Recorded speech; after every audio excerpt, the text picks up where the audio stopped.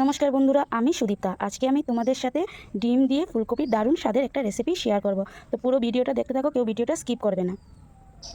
তো দেখো বন্ধুরা, আজকে আমি সব বাটা মশলা দিয়ে তৈরি করব। এখানে নিয়েছি হলুদের গুঁড়া, এখানে গরম মশলা বাটা, এখানে লঙ্কা বাটা, জিরা বাটা, কাশ্মীরি লঙ্কার গুঁড়ো, এখানে আছে আদা রসুন বাটা, নুন আর পেঁয়াজ বাটা। তো চলো পুরো ভিডিওটা দেখতে থাকো। এখানে আমি উনুনটা ধরিয়ে কড়াইটা চাপিয়ে দিয়েছি। এর মধ্যে আমি এবার সরিষার তেল দিয়ে দেবো। তেল গরম হয়ে গিয়েছে, এবার ডিমগুলো আমি লাল লাল করে ভেজে নেব।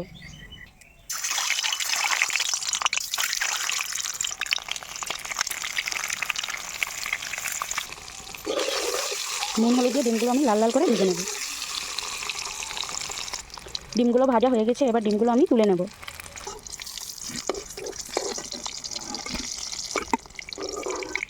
এবার ফুলকপিগুলোও ভেজে নেব।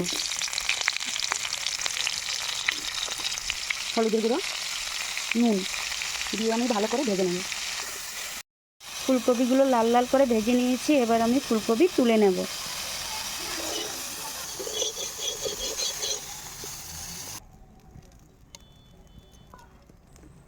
কড়াতে আমি তেল দিয়েছি, এবার আমি বাটা মশলাগুলোকে ফ্রাই করে নেব।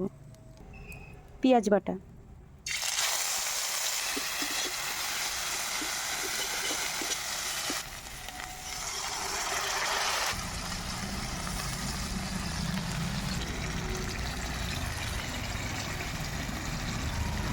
স্বাদ মতো নুন দিয়ে এবার মশলাটাকে আমি ভালো করে কষিয়ে নেব।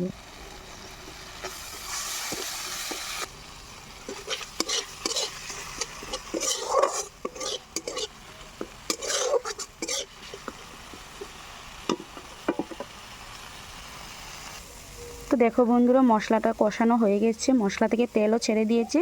এবার আমি ডিম আর ফুলকপি এর মধ্যে দিয়ে দেব। এবার আমি ভালো করে কষিয়ে নেব।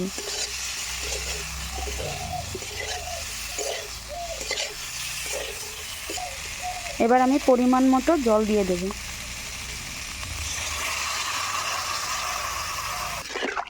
পরিমাণ মতো তো আমি ঝোল দিয়েই দিয়েছি। ঝোলটা ফুটে গেলে এর মধ্যে আমি বাটা গরম মশলা দিয়ে দেব।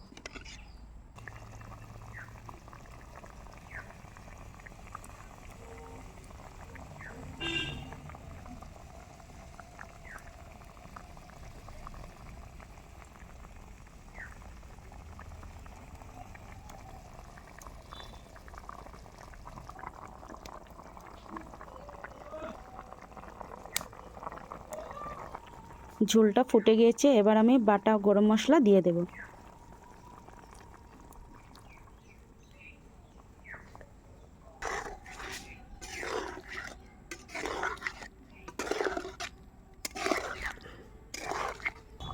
তো দেখো বন্ধুরা, আমার রেসিপিটা হয়ে গেছে, এবার আমি নামিয়ে নেব।